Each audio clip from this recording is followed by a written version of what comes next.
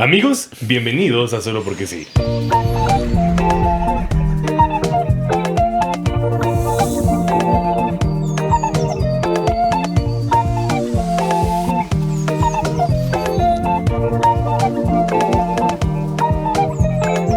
Bien, Andy, ¿cómo estás? Muy bien, Mau, ¿tú? Feliz de verte como cada episodio, como cada vez que estamos grabando este bonito podcast, Solo Porque Sí, para todos ustedes.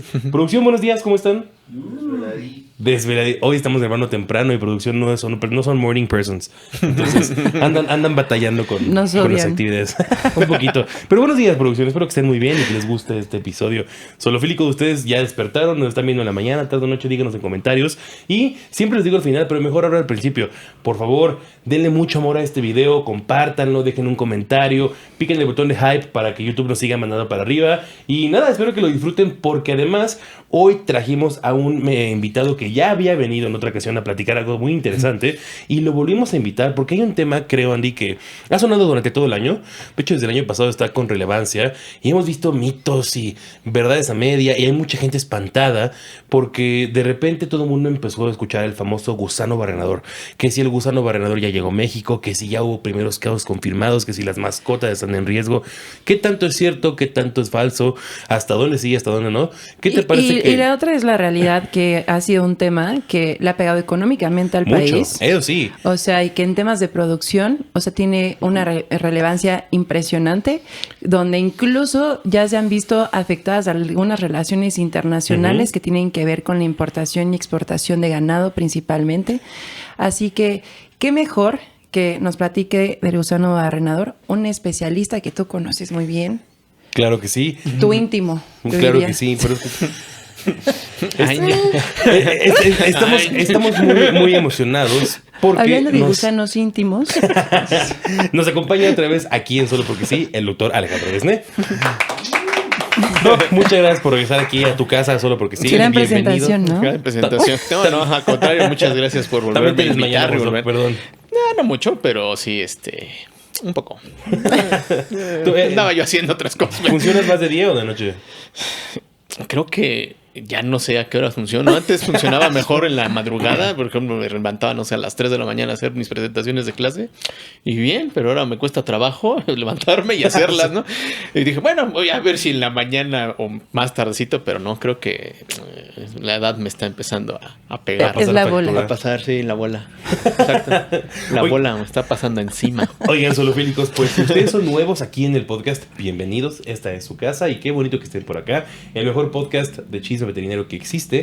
Aquí tenemos ya un episodio con el Doc Besné la temporada pasada, ¿verdad, Ari? Sí. Fue la pasada, ¿verdad, Doc? Sí. Fue el primer invitado de la cuarta temporada y estuvo muy padre. Así que si no lo has visto, ponle pausa a y regrésate para que conozcas un poquito de su trayectoria, un poquito de cómo se trabaja la parasitología clínica desde la medicina veterinaria. Muy interesante. Y ya que lo acabes, regresa para acá. Aún así, Doc, para los que son nuevos y no me hayan hecho caso, ¿nos puedes dar una breve introducción tuya? ¿Dónde estudiaste, Doc?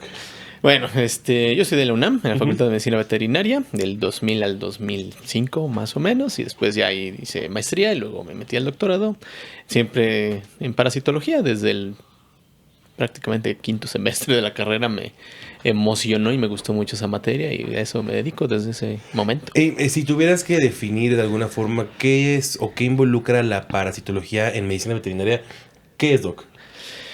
Pues es una parte, ¿no?, de la medicina, es una parte científica de la medicina que muchas veces como que no le dan importancia y la dejan así de lado, ¿no? Y así de, no importan los parásitos, dale esta pastilla y se acabó, ¿no? Pero realmente, pues sí, las nuevas tendencias, ¿no?, en la cuestión clínica, pues hemos visto que pues no es tan así y pues sí hay que tener un poco más de conocimiento de esto y no dejarlo nada más de... sí, los parásitos, ¿no? Claro. Es que yo creo que lo obviamos, ¿no? Ajá. O sea, muchas veces como que dices, un parásito, un desparasitante y listo. y luego vemos como toda la evolución de desparasitantes y vemos que los que están hace 50, 100 años continúan, sí, ¿no? Y sí. Entonces... Sí, exacto. Y la otra, lo platicábamos ahorita fuera de cámaras, la presentación y la disponibilidad de los fármacos. Los fármacos, sí. ¿No? Es complicado a veces encontrarlos. Dosificar, ¿no? Sobre todo ustedes que dedican a cosas extrañas, ¿no?, de la naturaleza, ¿no? Ahora tengo un gerbo, ¿no? ¿Y cómo le doy el praziquantel, no? Si no existe una presentación, ¿no? O un ave, ¿no? Cosas así, una víbora, o sea, también tienen parásitos, también tienen que ser tratados y es muy complicado a veces eso, ¿no? Y mucho de eso es, pues sí, falta de investigación en la parasitología farmacológica, ¿no? Como mencionas, o sea, hay sustancias que tienen 80 años de haber sido descritas y descubiertas y se siguen ocupando. Las más nuevas son las isoxalinas y tienen 15 o 20 años de ser descubiertas, o sea, sí falta más, pero bueno, espero que vaya mejorando poco eso. a poco. Sí. Sí, todo este tema justamente lo platicamos muy a profundidad en el primer episodio que hicimos con el Doc. Pero en esta ocasión queremos abordar directamente un tema que, como decíamos al principio, ha resonado mucho. No sé cómo lo viste tú, Doc, desde tu lado como parasitólogo, pero mínimo yo creo que ha habido mucho temor. Y creo que parte sí es cierto, como decía Andy. Hemos visto muchas mermas en la parte de producción. Los animales que han castigado los precios o incluso estos tratados internacionales de comercialización se han visto afectados por la presencia de este parásito. ¿Sí hay que alarmarnos o qué opinas? Pues mira, desgraciadamente y afortunadamente al mismo tiempo,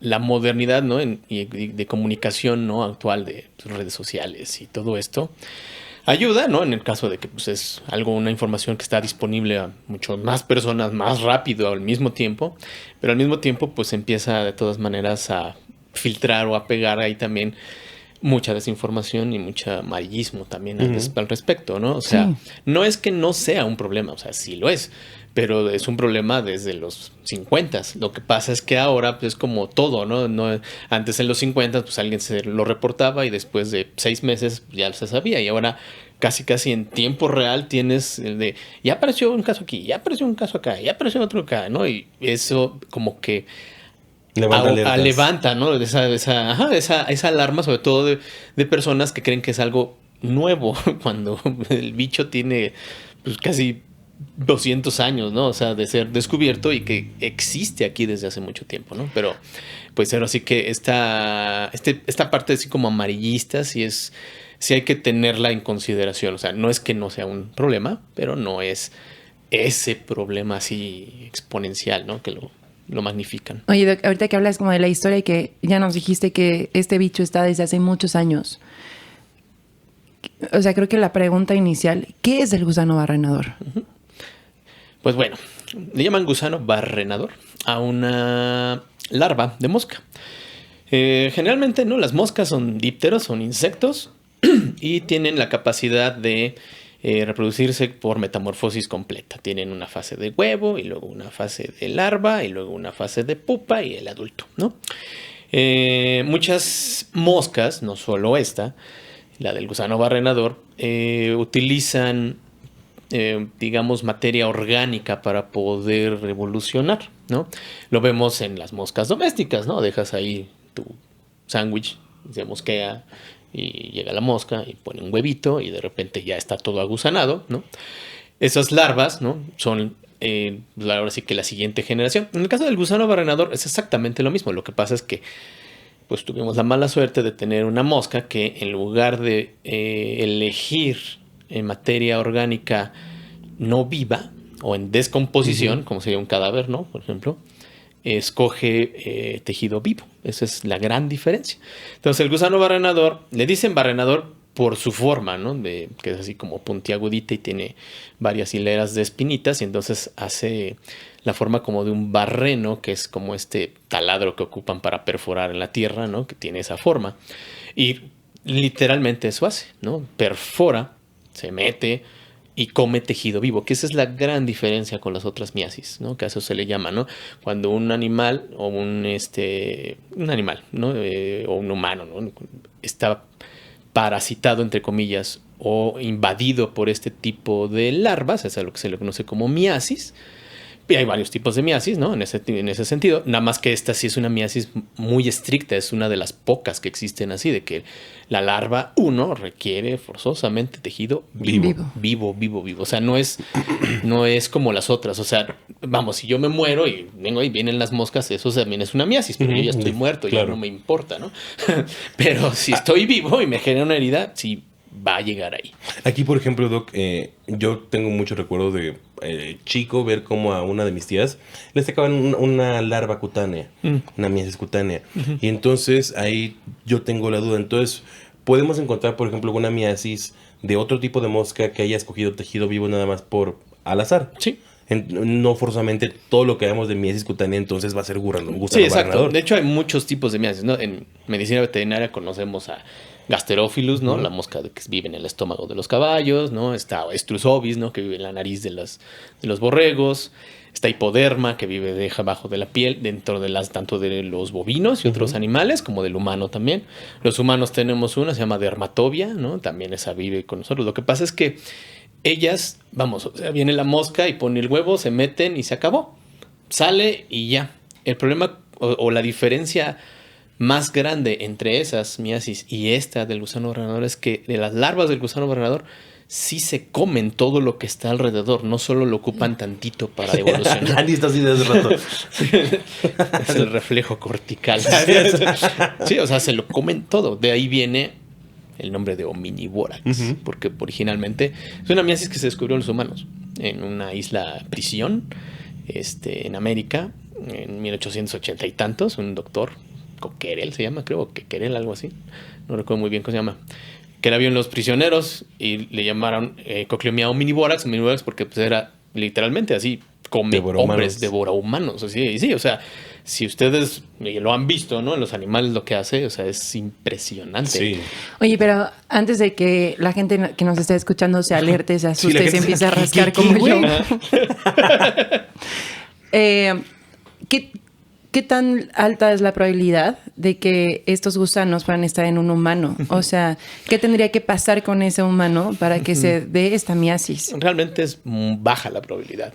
En realidad, para que alguien, ¿no? Un humano pueda desarrollar esto, tienen que pasar como muchas cosas. Primero, tienen que tener una herida que sea descuidada.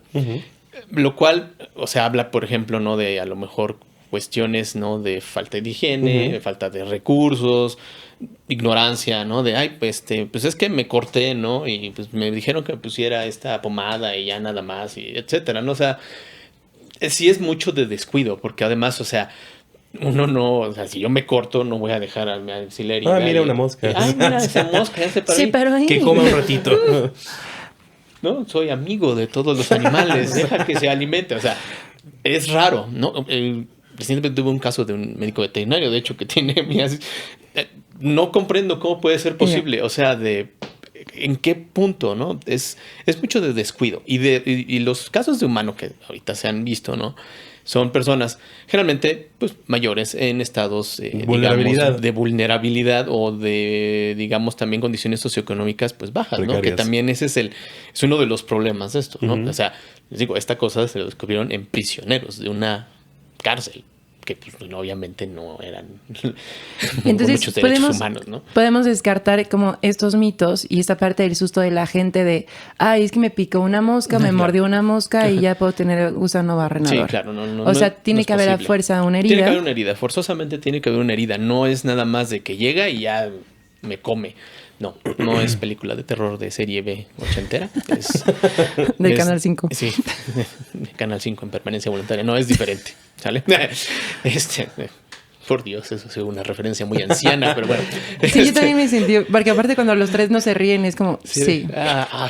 Ahí está la diferencia de generación, sí. Yo quiero regresarme rápidamente al tema entonces de esta fisiopatología que entonces vemos, porque mencionaban, para que esta miasis ocurra, primero tiene que haber una zona predispuesta y no en todo el país se encuentra. Claro. Es un punto importante. ¿En qué no país? Lo sé. ¿Qué? Yo ahí tengo una... o sea, yo sí pienso que voy a contradecir lo que acabas de decir. Adelante. Porque me parece que actualmente sí estamos en riesgoso sanitario todo el país.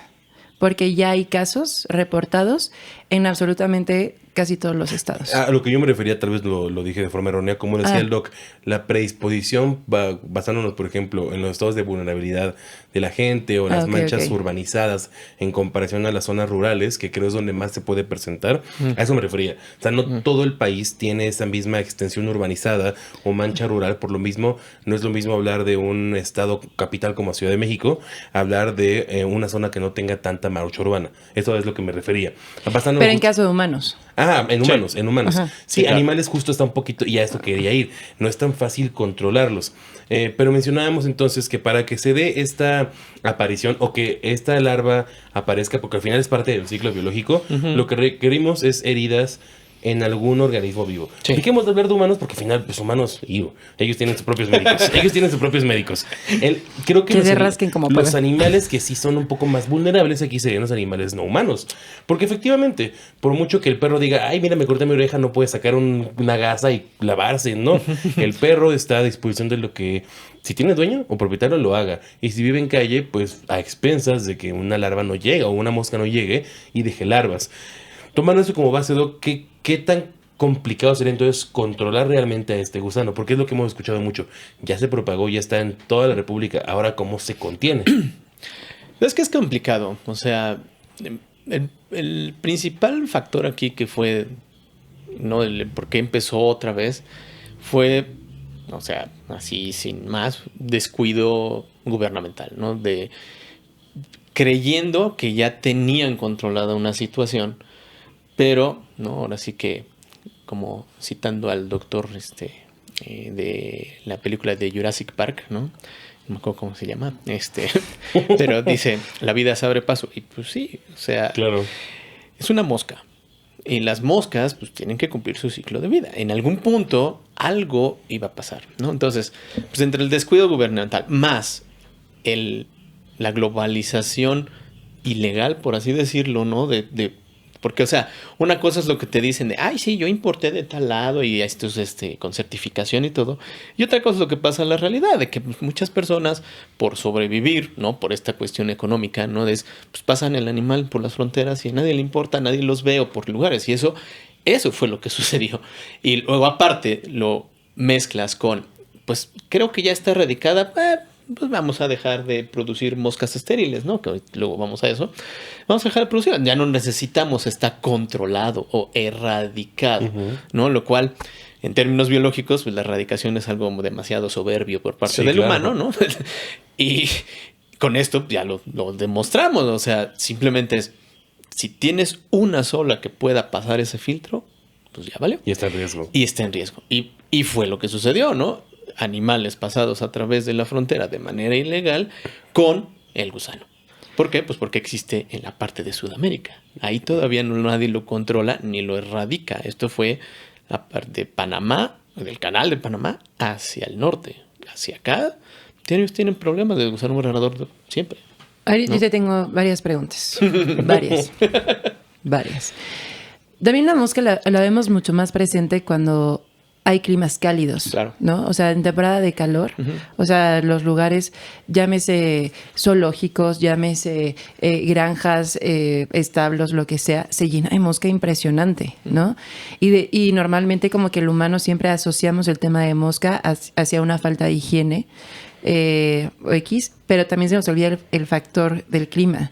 Y creo que también, o sea, me atrevería a sumar dentro de los puntos que mencionaste el cambio climático, claro, que creo que no nos ha favorecido en absolutamente nada y que cada vez tenemos temperaturas más altas. Sí, claro. Y ya no vemos como estas estaciones tan marcadas donde teníamos como más claro en qué momento había más moscas. Exacto, ¿no? Sí, claro, no, o sea, eso es un hecho. El cambio climático ha hecho que poblaciones de insectos se muevan a lugares más cálidos. O sea, cuando yo llevé parasitología en la facultad, las garrapatas ripicéfalos, que eran las que ahorita ya están aquí en el parque de acá afuera, era cosa rara. O sea, decían, no, garrapatas aquí en la Ciudad de México. No hay. No hay. Y ahora ya es así, tiene garrapatas, pues sí. ¿No? Sí. Común, ¿no? Moscos también, o sea, lugares en donde antes no había dengue, no había zika, alta humedad y alto calor. Porque hay más calor, los moscos se adaptan más rápidamente, igual con las moscas. Sube la temperatura, le da las condiciones adecuadas, pasa el filtro, tenemos el problema. Y hace ratito mencionábamos que igual tenía que ver, o sea, la presencia de esta enfermedad con temas incluso socioeconómicos. Y ahorita mencionas que del Canal de Panamá hacia arriba, pues ya se encuentra todo esto. Incluso me parece que uno de ahorita de los picos más importantes es Estados Unidos. Y algo que tenemos como buenos mexicanos malinchistas es que nos comparamos, ¿no? Con Estados Unidos. Claro. Entonces, al mencionar esto, creo que podríamos decir que podríamos estar en igual de circunstancias Estados Unidos, México, con un tema de... Porque siempre criticamos al mexicano de las instalaciones, la higiene, el gobierno y todo. Pero entonces, ¿qué pasaría con Estados Unidos? Sí. O sea, fue una falla de ambos, ¿no? Lo que pasa es que la planta original que estaba... O sea, cuando... O sea, el gusano barrenador en los 50 empezó como a ser tratado de controlar. Y esto fue a partir de iniciativas de los Estados Unidos, pues porque obviamente pues sí tiene una merma económica bastante grave, ¿no? Entonces ellos dijeron, no, pues es que hay que controlarlo. Pero ¿cómo lo podemos controlar? Pues si tenemos una de las fronteras más grandes con los de abajo, ¿no? Con los latinoamericanos, pues a través de México. Entonces, pues vamos a hacer la estrategia, ¿no? Del norte hacia abajo. Y entonces se empezó. Vamos a poner con ellos, ¿no? Una planta de control de estas moscas, ¿no? En Chiapas. Eso fue en los 70s, casi ya finales de los 70s, principios de los 80s, que pusieron una planta en Chiapas. Esa planta era la que alimentaba básicamente a toda Centroamérica y todo México y todo Estados Unidos de moscas estériles para controlar eso. A raíz de eso, pues empezaron a trabajar en los 70s, ¿no? 20 años después, se podría considerar, ¿no? Que México ya estaba libre, ¿no? Bajo los estándares, ¿no? De la OMS y de la OPS y de todo esto, del gusano. Y obviamente, pues esto pues le beneficiaba automáticamente a Estados Unidos, ¿no? Y se hizo esa comisión y todo. El problema es de que pues, en algún punto, entre cuestiones pues, geopolíticas y económicas y de problemas, ¿no? Pues la descuidaron y dijeron, pues ya para qué, ya no la necesitamos, ¿no? Mejor hay que quitarla. Y nomás la de Panamá, porque fue, o sea, pasó de Chiapas y luego la mandaron a Panamá. Okay. ¿No? Y en Panamá es donde se generó esa última planta. El problema es que la planta de Panamá no producía la misma cantidad de mosca que los de chiapanecos. O sea, los de Chiapas producían entre 500 y 600 millones de moscas. Okay. Y los de acá nada más entre 80 y 100. Obviamente, la densidad no era la misma, ¿no? Y luego, aunado a aquí ya no hay, acá sí hay, todos los problemas, desgraciadamente, ¿no? De toda Centroamérica, ¿no? Entre, pues, dictaduras y faltas de cuestiones económicas, ¿no? Todo esto, pues, va mermando. Empieza también, ¿no? El tránsito ilegal de ganado, etcétera. Pues, nomás ahora eso se ir sumándole hasta que en el 2024, pues, ya tienes tu primer caso en México otra vez. Oye, y has mencionado mucho el tema de la mosca estéril. ¿Qué es una mosca estéril? Sí, yo también quiero preguntar esto. Lo que pasa es que para controlar esta mosca desarrollaron esa técnica que se llama insecto estéril. Es una técnica que no solo se ocupa en moscas, se ocupa en muchos lugares para otros tipos de vectores. Por ejemplo, en África ocupan moscos estériles para controlarlo, ¿no? En otros lugares para otros insectos. Es una técnica desarrollada en los 50s en la cual lo que hacen es esterilizar por radiación las pupas de las moscas. Y entonces la que sale es estéril y no puede reproducirse. Esto... digamos que también tiene cierta comodidad o no comodidad, fue como, o sea, se ayuda a la biología en el sentido de que las moscas, muchas moscas solo copulan una vez en su vida. Entonces, y son monógamas, entonces una vez que copuló uno, ya no deja que copule nadie más y ya. Y como son periodos de vida pues muy cortitos. Es como pues 14 a 21 días, ¿no? La vida promedio. El de los machos sí. De las moscas, de las hembras pueden vivir hasta 30. Pero más o menos ahí está. Pero bueno, sí, son cortos. Son cortitos. Pero pues, en ese tiempo pueden poner, o sea, una mosca puede poner entre 200 y 400 huevos. Y si de esos 200 o 400 huevos salen 200 o 400 adultos, pues ahí ya está el problema. Exponencial, ¿no? Entonces, lo que hacen es eso. Entonces se producen estos huevos, estas pupas, estériles. Los machos y las hembras que nacen son estériles y, como mencioné hace rato, en Chiapas se producían entre 500, 600, 700 millones de esto. No pueden comparar la densidad con los de los Panamá. ¿Por qué se generan tantas? Para competir con los que sí son estériles, ¿no? Yo genero un montón de moscas estériles para que las versiones, digamos, silvestres no estériles no tengan con quién copular. Si un macho estéril copula con una hembra estéril, pues la hembra estéril con una hembra no estéril, ¿no? Digamos silvestre normal, no va a producir huevos. Ahí ya está controlado. Si tengo una hembra estéril copula con un macho que no es estéril, pues lo mismo, ¿no? Y si dos machos y hembra estéril. Entonces se va controlando de esa manera ese ciclo para evitar que haya las larvas. Y de así fue como empezaron a controlarlo. Y sirvió por años, entonces. Sí, costó como 20 años, 25 años a México de estarlos liberando, pero funcionó, porque desde los 90s, o sea, era cuando yo llevé la carrera, ¿no? Y llevé parasitología y nos enseñaron miasis, a nosotros nos decían, no, cocleomium minivora, que nomás la conocíamos por los especímenes que teníamos ahí en el laboratorio, y era así como de, pero hace 20 años, ¿no?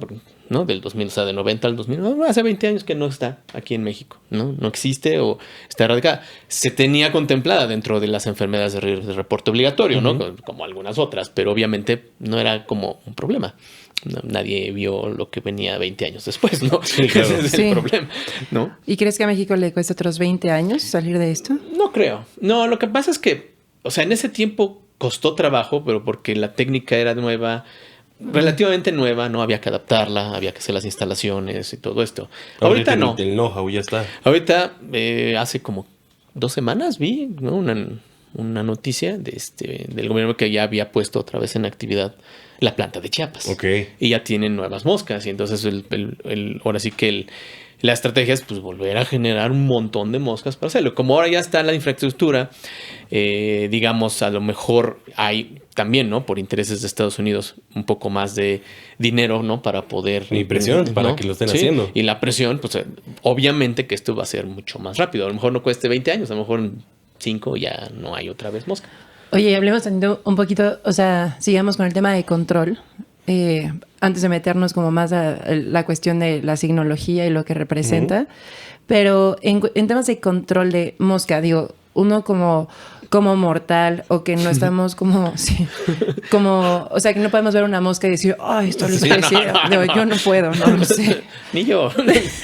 Pero, ¿cuáles serían los métodos de control de mosca y que pudieran funcionar para gusano barrenador? Las bolsas con agua. No sé, perdón, ya. Paso. No sé por qué funciona. No sé si... Según yo no funciona, es un mito, ¿no? Pues yo creo que sí capturan algo, pero no... No sé, como una bolsa... Es que en todos los puestos callejeros tienen su bolsa con agua. Colgando. La bolsita. Ahí me estaba pensando en la trampa de... No, esta bolsa de plástico que rellenan de agua para que no vengan moscas. Yo siempre la veo y nunca he No sé, yo encontrado. tampoco no entiendo el fundamento y creo que es la misma persona que ideó poner botellas de agua en los árboles para que los perros no se orinen, ¿no? Yo creo que es la misma, pero no sé cómo funciona. Bueno, yo nunca he visto que funcione. A falta de información de la bolsa de plástico, Doc, ¿qué sí nos puede servir como método de control? Pues en realidad hacer una mosca que busca en este sentido heridas, ¿no? Ocupar repelentes, ocupar alguna sustancia que pueda alejarlas, pues va a funcionar, ¿no? También, ¿no? Dentro de las estrategias de control, ya digamos a nivel país, pues está poner trampas, ¿no? Para moscas no estériles, ¿no? Para irlas quitando de ahora sí que de la población y bajar eso, ¿no? Nosotros, como bien decía la doctora, ¿no? Mortales, ¿no? Pues no podemos andar capturando moscas porque además, o sea, si ves la descripción, ¿no? Del manual de la CPA o el manual de Senacica, usted dice, es una mosca verde, azulada, metalizada con 3 rayas negras en el tórax y los ojos naranjas, ¿no? Ahorita que venía yo, ¿qué pasa? El parque vi 3 así. Sí. Y no es gusano, o sea, no me atrevería yo ni siquiera a siquiera pensar que pudiera ser una. O sea, no es fácil distinguirlas, ¿no? Claro. Que también eso es importante que la gente lo entienda, porque en las noticias no es así como de, no, es que es una mosca que es así, así. Y si la ves, ese es gusano barrenador. O sea, hay como 5,000 moscas similares a eso. No se puede saber si es, ¿no? Ahora, la capturas. Está bien, y luego, ¿no? O sea, aunque captures esa, si ella ya es la que copuló y ya puso en una herida, pues da igual que la captures, ¿no? Aquí más bien es una cuestión, yo creo que de prevención, de información sobre todo, y de cuidado, de las heridas. O sea, las heridas no tienen que ser así aparatosas, ¿no? Es de que, ay, me corté el brazo y sale así la sangre. No, el hecho de que, por ejemplo, los animales, ¿no? Grandes, ¿no? Grandes especies, el hecho de los manejos para vacunación, para administración de antibióticos, el solo hecho de que inyectes mal y dejes ahí una heridita pequeña, ¿no? Provocada por una aguja hipodérmica que técnicamente no debería de hacer eso. Es suficiente para que la mosca llegue y ponga un huevo. Los moscas, las mordeduras de las garrapatas, lo mismo. O sea, ¿cuánto mide? Son microlesiones. Son microlesiones, pero eso es suficiente.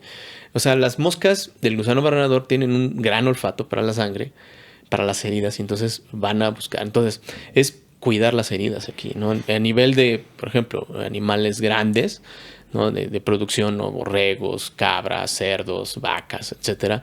Es, digamos, cuando no son instalaciones tecnificadas o que tengan demasiado control, ¿no? Para estas cuestiones. Una de las principales formas en donde se pueden hacer estas miasis son las heridas umbilicales, ¿no? De nace el lechoncito y pues ahí queda. Lo mismo también, ¿no? Esta práctica o técnica de castración, ¿no? De los lechoncitos, pues lo mismo, ¿no? Si dejan ahí todo, puede llegar. Entonces hay que tener... Exacto, ¿no? Entonces, protocolos de higiene, entonces podemos...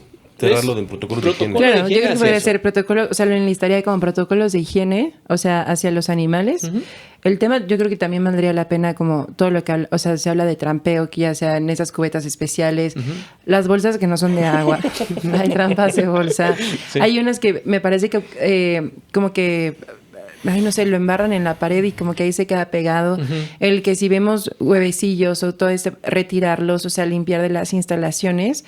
Y me atrevería a sumar uno que conozco que se llama biocontrol, que se hace a través de una larva se hace a través de una avispa, que de hecho es una avispa mexicana que es súper chiquita y que no pica hacia el humano, o sea, no tiene un riesgo hacia el humano. Y lo que hace esta avispa es que se alimenta de las larvas de mosca.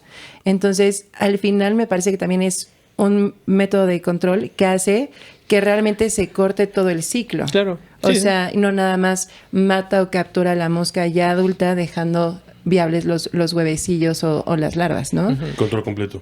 Ajá, exacto. Esto se maneja como biocontrol, que creo que también es una de las herramientas o de las ramas de la misma mosca estéril, ¿no? Sí. Oye, me estaría padre que ahora nos enfocáramos un poquito más. ¿Cómo identificar o cómo saber cuál es la signología que presenta un animal, o sea, ante el gusano barrenador?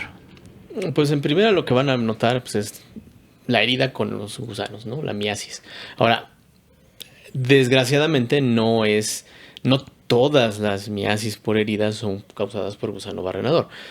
Yo he visto, y seguramente ustedes también han visto casos, ¿no? De perros, gatos o algo que están así en el descuido y se agusanan. Pero no es mosca del gusano barrenador, es la mosca doméstica o algunas otras moscas, ¿no? Lucila, sarcófaga, calítroga, otros géneros que ponen los huevos en tejido necrosado, ¿no? Entonces van a verlo, ¿no? La herida. Aquí algo que es como importante de notar es que las heridas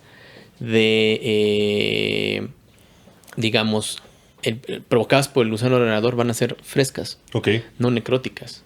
O sea, no va a estar destruido el tejido ni necrosado, sino va a estar vivo, porque ellas se alimentan de tejido vivo, no de necrótico. Que esa es una diferencia, por ejemplo, con las moscas domésticas o con sarcófago, con otras, ¿no? Que ellas ven no la herida, sino la lesión ya toda infectada, necrosada y todo, pues ahí ponen y pues se expanden. Parecido como funciona la picadura de un mosquito, que tiene otros factores tanto anticoagulantes como que mantienen la asepsia de la tejido para que no se necrose.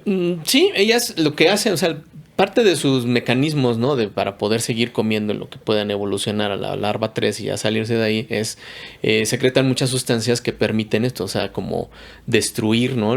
Las cuestiones que pudieran ser como secundarias. Ahora, el problema está en que como pues, son muy voraces, ¿no? Hacen heridas pequeñas, las pueden hacer gigantescas y en algún punto pues ese control que ellas mismas pudieran estar haciendo se pierde y son contaminadas por otras bacterias y ahí es en donde empieza el problema, ¿no? Claro. Entonces, generalmente lo que verían es la herida. Habría que ver, ¿no? Si la herida es causada por esa mosca. Lo más conveniente es ante cualquier miasis es agarrar, colectarlas y mandarlas a identificar para ver si sí es. No como para decir, bueno, sí tenía, sino como más bien también como parte de control epidemiológico. Sí, de saber qué cosa está pasando, ¿no? Y ya después, porque, o sea, de nada te sirve, sí, es gusano barrenador. Bueno, pero de todas maneras la herida ya está. Entonces, la herida se trata como una herida, ¿no? Quitando todas las moscas, matándolas, etcétera. El problema es de que a veces se pueden hacer tan grandes que sí pueden llegar a causar problemas de choque séptico, ¿no? Sobre todo, que esa es la primera causa de muerte por esto. No es algo que pase comúnmente, ¿no? Pero sí puede llegar a ese problema. Y como bien dijiste, no es el gusano barrenador per se, es esta lesión que se descontroló y da permiso o da pauta a infecciones secundarias y a presencia de bacterias. Que creo que, porque sí, hablando generalmente de la generalidad de los signos clínicos, pues realmente incluso podría haber falta de signos clínicos porque únicamente está la lesión. Exacto. Y muchos animales pues van a seguir con su vida cotidiana, a menos que la lesión se encuentre en una zona donde genere alguna claudicación o esté incómodo. Sí. Pero lo que sí vamos a ver son estas lesiones que creo que valdría la pena describirlas, porque mencionaron ya varias veces que son grandes y que por la forma que tiene este gusano en particular es una miasis muy agresiva. Sí. ¿En cuánto tiempo ha pasado más o menos desde que está la ovoposición de la mosca, que estas larvas, empiezan a desarrollarse y a que veamos esta ya lesión característica? Pues se puede empezar a ver la lesión así ya como tal 2-3 días después de que se vio. Ahora, ¿de qué depende mucho el tamaño? Pues de cuántos huevos se pusieron, cuántas larvas están ahí, qué tanto se descuida, ¿no? Porque, vamos, o sea, eso también es algo que también como que no queda a veces muy claro, ¿no? De en qué punto descuidas a algo para que llegue a ese efecto. Sí. Te entiendo cuando son 1000 vacas, ¿no? Pues no voy a estar viendo, ¿no? Una por una, ¿no? Pero si nada más es un animal, ¿no? Por ejemplo, un perro, un gato, otro tipo de mascota, etcétera. ¿En qué momento ¿dónde está el control? Dejas que llegue, ¿no? Ajá. Pero sí puedes ver, ¿no? Ese punto. O sea, en realidad, la mosca va a poner el huevo, ¿no? Puede poner, como les decía, ¿no? Entre 200 y 400 huevos. Van a eclosionar alrededor de por lo menos unas 8 o 9 horas después. Y ya después de ahí sale la larva 1. Va a empezar a crecer la larva 2, larva 3. En un transcurso de entre 2-3 días ya pueden ver una herida ya bastante grande, ¿no? ¿Hasta cuánto puede durar una herida? Pues ahora sí que hasta que el animal aguante o lleguen al punto de a lo mejor unos 8 días después, que es cuando termina la evolución de larva 1 a larva 3 y ya que se cae, se vuelve pupa y se acabó, ¿no? Pero llegar a ese punto es lo que no tendría que pasar, ¿no? Claro. Entonces, todo lo que vemos de signología ante gusano barrenador, o sea, pensando en que puede existir una signología de una hiporexia, incluso anorexia, una ataxia, una fiebre, no sé, la baja de peso o la falta o la baja de producción, ya hablando. O sea, toda esa signología la vamos a ver hasta que ya existe una septicemia. Claro. O sea, no per se por la presencia inicial de este parásito. No, al inicio es una herida más que, o sea, va a causar molestia, ¿no? Como bien mencionas. Pero si está en un lugar en lo que a lo mejor no es muy molesto, ¿no?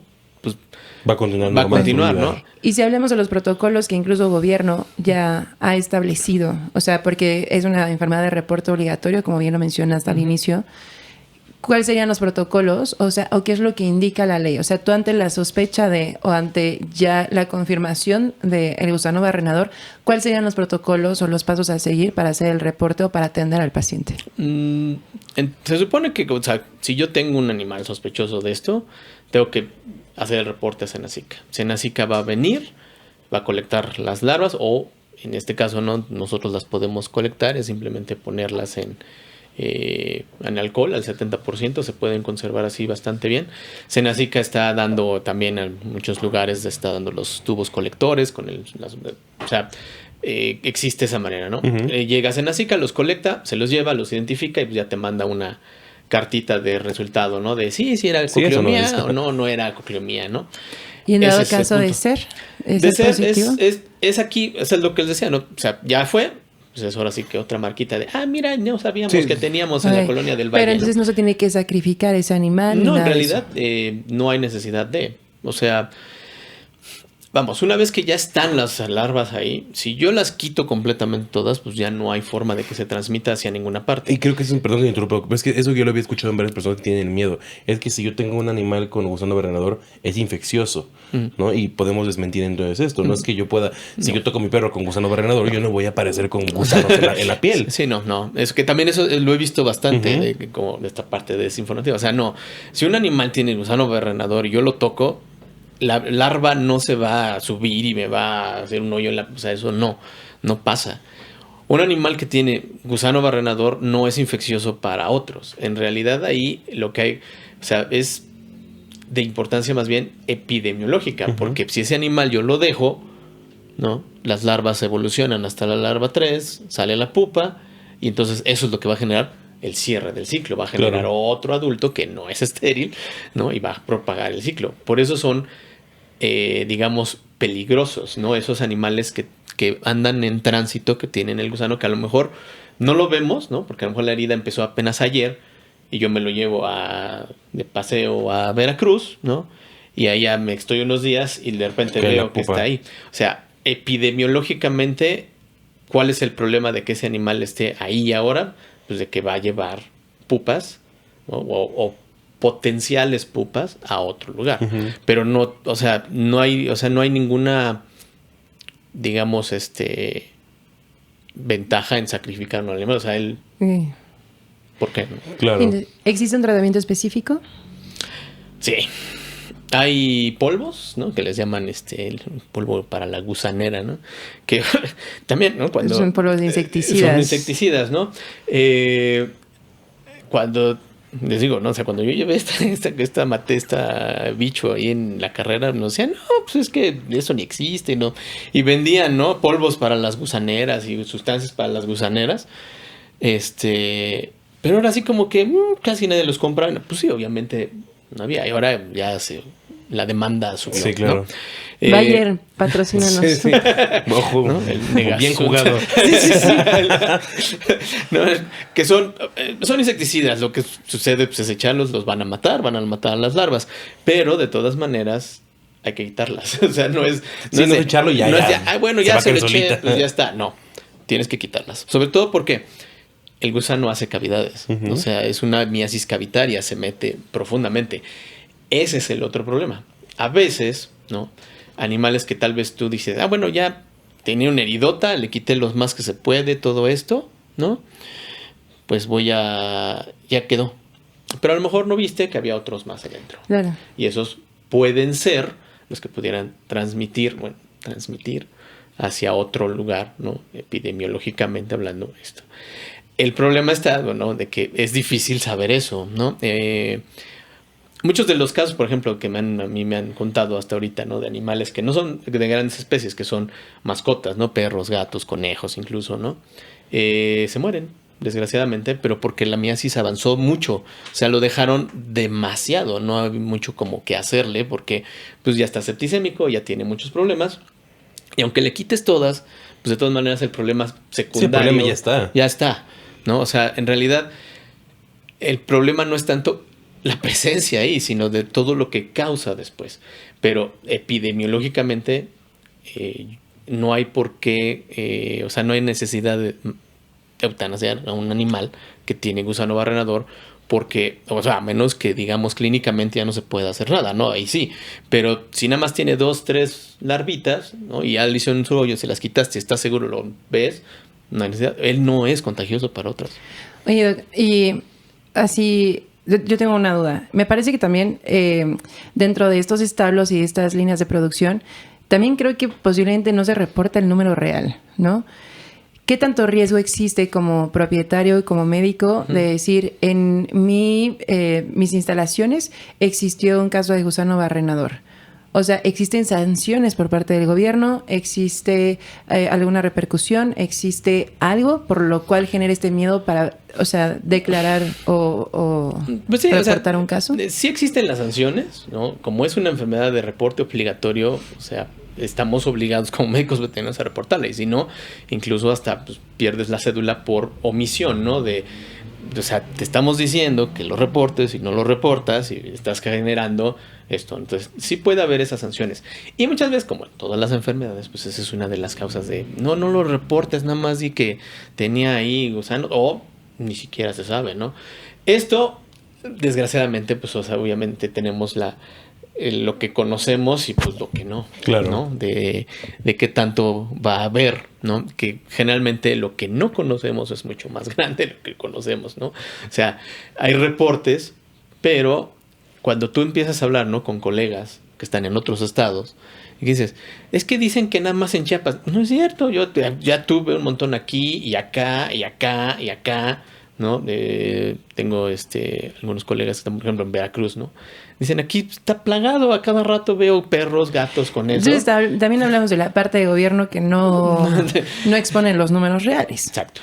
Sí, pero creo que es entendible, bueno, no justificable, pero entendible porque no lo están diciendo. Por ojo, entendible, claro, o sea, es información que si compartieran, de por sí traemos a los países vecinos muy encima. Muy encima. Y creo que también lo mencionamos durante todo el episodio, es un animal muy difícil de controlar por el tamaño, por la velocidad en la que se pueden reproducir, por el tipo de ciclo biológico que tienen. O sea, es muy rápido y epidemiológicamente hablando, sí es un riesgo alto.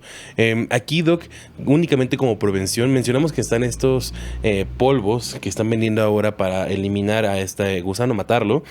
Se puede usar de forma preventiva. Esto quiere decir, yo todavía no he visto en mis animales gusano, pero mejor los voy a empanizar. Ah, no. ¿No funciona esto? No hay ninguna forma de prevenir farmacológicamente porque no puedes saber si una mosca va a venir, ¿no? Y además, si no hay herida, no tiene por qué venir. Entonces, claro, no hay una prevención. He visto, ¿no? En algunos estados que están así vacunando, ¿no? Con ivermectina. Le voy a poner ivermectina, pero... O sea, Miguel, no tiene ningún sentido. Sí, yo cuando le dije, ya. Para ellos ya no voy a pelear, ¿no? Pero, o sea, no es no hay prevención. A ver, claro. Hablando de la ivermectina, ¿cuántos casos no hay de gusano barrenador que son tratados con ivermectina? ¿Funciona o no funciona? Sí funciona, pero no al 100%, porque además, o sea, las lactonas macrocíclicas no están diseñadas para ellos. O sea, es diferente la manera, porque además pues ya están dentro del tejido. Por mucho que puedan estar en contacto con la ivermectina o comerla, no van a ser. O sea, ¿se puede ocupar? Sí, pero como coadyuvante o también con otro tratamiento que tiene que ser forzosamente tópico y de recolección. Okay. Están ahorita también probando... ahora sí que off-label, ¿no? En las isoxazolinas, ¿no? El fluralaner, el afoxolaner. Y funcionan. Pues sí, a fin de cuentas están diseñadas para insectos, ¿no? Entonces, sí funciona. Se le puede dar, no sé, su pastilla de fluralaner pero de todas maneras hay que limpiar y quitar, ¿no? Obviamente esto en escala chiquita, pero cuando trabajas en producción, pues ni modo de comprarle fluralaner a los puerquitos. No, y por eso se nota la alta incidencia en animales de producción, porque como bien dices tú, no es lo mismo una o dos mascotas en casa que cientos o miles de cabezas de ganado, y ahí es donde está el problema. Exactamente. Creo que la prevención sería el cuidado primera intención de las heridas, rápido. La atención oportuna. La atención rápida y oportuna que se vuelve complicado cuando tenemos tantos animales. Doc, tenemos también, queremos aprovechar estos minutos que nos quedan porque como siempre tenemos dudas de nuestros zoolóficos. Entonces, ¿qué te parece, Andy, que pasamos a esta buena sección, la voz de los zoolóficos, y veamos qué nos pusieron? Me parece. Va. ¿Quieres empezar, Andy? Claro que sí. Preguntan, ¿cómo ha afectado el gusano barrenador a la fauna silvestre? Uno de los problemas por lo cual es complicado controlarlo es precisamente la fauna silvestre. La fauna silvestre, como mencionabas, no está cuidada por nadie, o sea, salvo las colecciones privadas o de zoológico o algo así, pero la que está ahí silvestre no tiene forma de protegerse. Y es que al final es parte del ecosistema, ¿no? Es parte del ecosistema y es parte de la distribución. Que ese es mucho de los problemas que hay con esto. Se va a expandir gracias a la fauna silvestre. ¿Y no hay manera que fauna silvestre sea más resistente que un animal doméstico? Lo que pasa es que aquí la resistencia no es tanto contra la mosca, es más bien como la cuestión de que la mosca busca leerse las heridas, ¿no? Ahí sí, ¿no? Ustedes sabrán más que yo, pero tengo entendido que, por ejemplo, un animal herido, no fauna silvestre, no, pues por la misma situación no vive mucho tiempo después, ¿no? Entonces a lo mejor está contenido dentro de esa parte, ¿no? ¿Por qué tanta sobrevivencia tiene? Porque pues si no sé, se lastima un lobo, ¿no? Y su patita y le sangra y le da septicemia y eso, pues no hay nadie que lo ayude y 2-3 días ya se murió. No es lo mismo que algo que vas y lo tratas y lo tienes ahí y todo esto, ¿no? Entonces, en la fauna silvestre realmente desconozco si existe algún estudio en el que digan así netamente cuántos hay, pero sí es evidente que fauna silvestre es uno de los medios de propagación de este bicho. Por eso ese control tan excesivo, ¿no?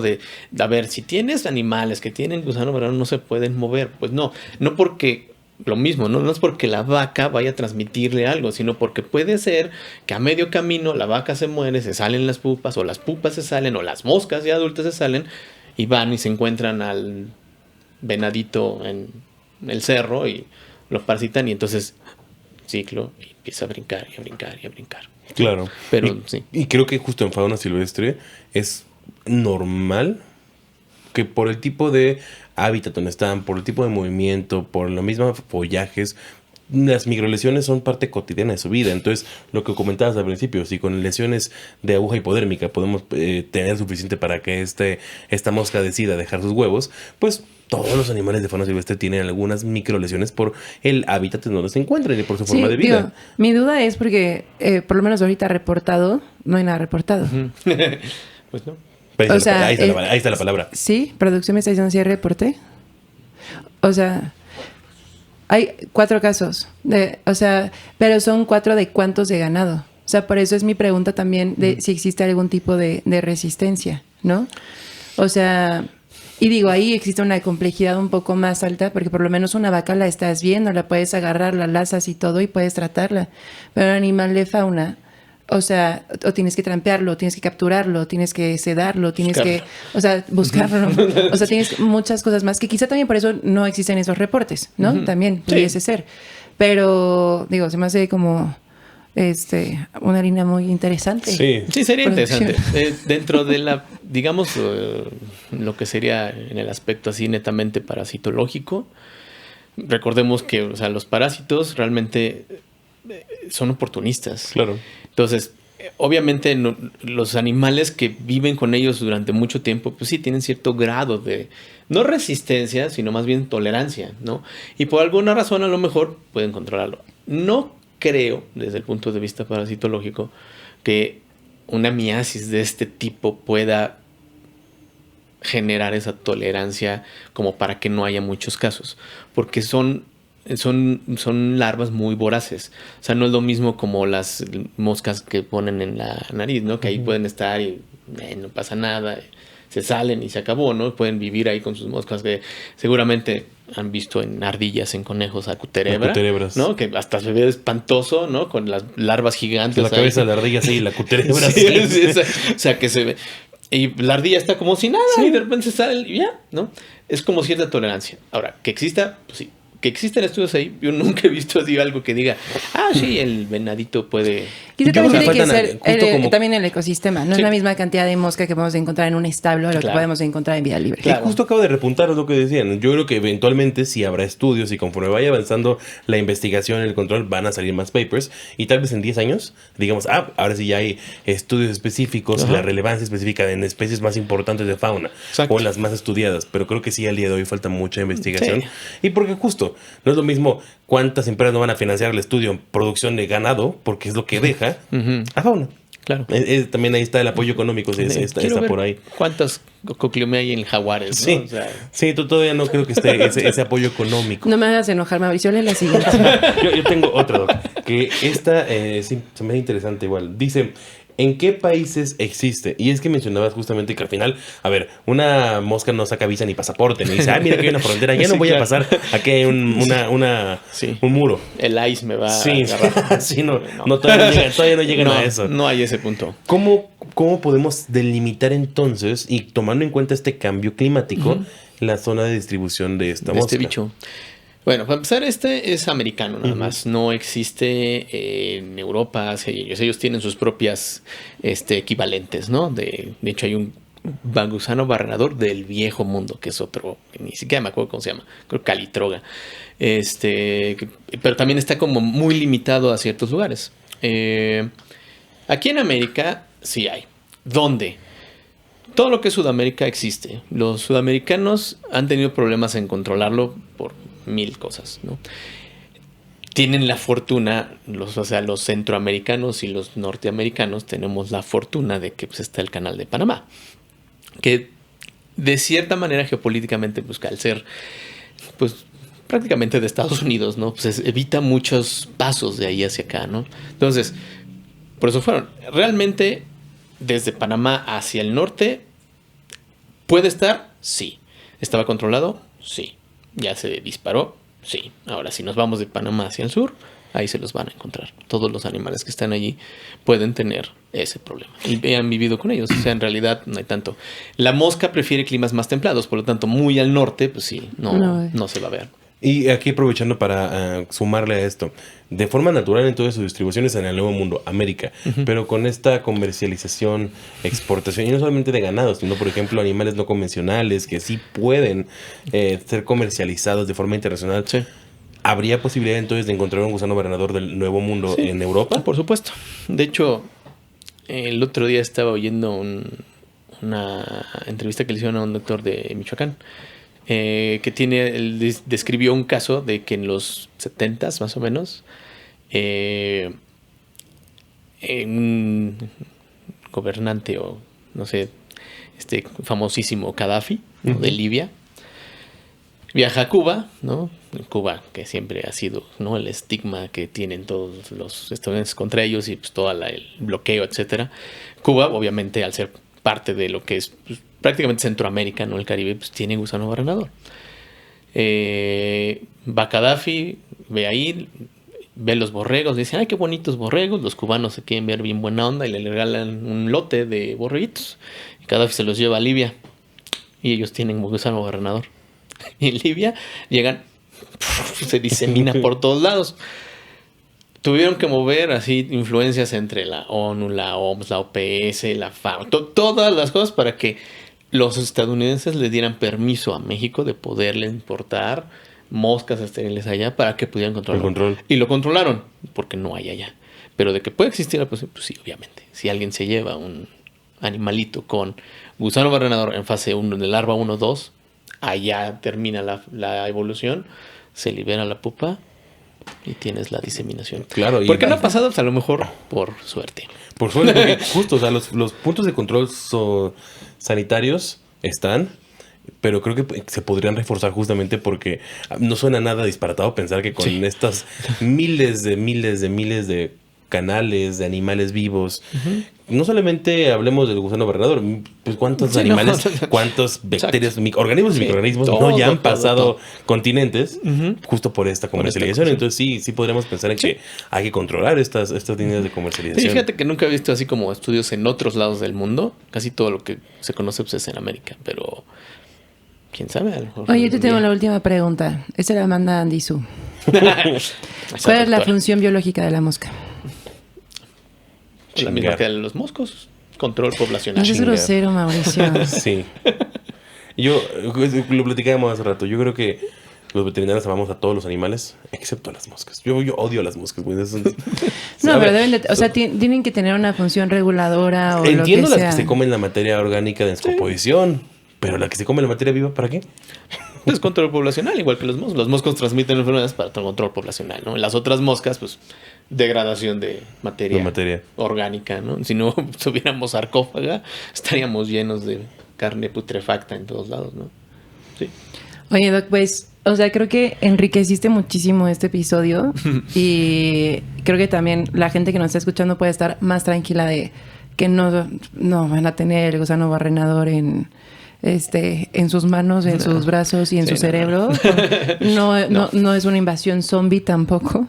Pero también invitar a la gente y a todos los médicos, la higiene es súper importante, la prevención, o sea, todas las enfermedades, o sea, tenemos que basarnos en la prevención, Claro. en la inocuidad, tenemos que cada vez exigirnos más como médicos, y también como una labor de los médicos también es educar, y es no generar estas alertas a nivel social, sino más bien pasar el mensaje como debe de ser, de una manera correcta, sin alardear de más. Exacto. Y también invitarlos a que cada vez sigan investigando, sigan estudiando y se sigan actualizando, porque como bien lo dijiste, son enfermedades que ya existían desde hace tiempo atrás y no tiene 5 o 10 años, estamos hablando de 50 años de gusano barrenador, así que es también nuestra tarea y nuestra obligación el estarnos actualizando, el estar estudiando. Sí.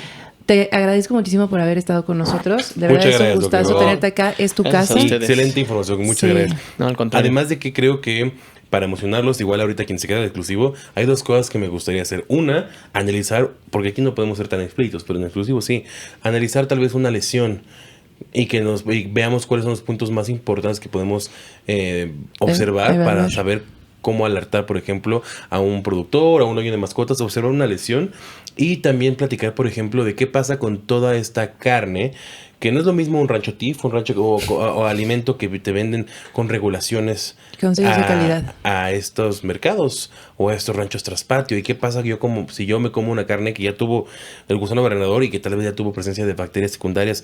¿Hay algún problema epidemiológico por ahí? Podríamos hablar de esos 2 temas en el exclusivo, ¿les parece? Por lo pronto, Doc, ¿puedes dejarnos, por favor, o dinos dónde te encontramos, redes sociales, para que la gente te conozca? Igual nos platicas otra vez de tus cursos. Sí, claro que sí. Cursos, ¿verdad? Sí, de hecho ahorita estoy haciendo uno de bioquímica para estudiantes, así basiquito y sencillo. Te voy a mandar a mis estudiantes. Lo necesitan.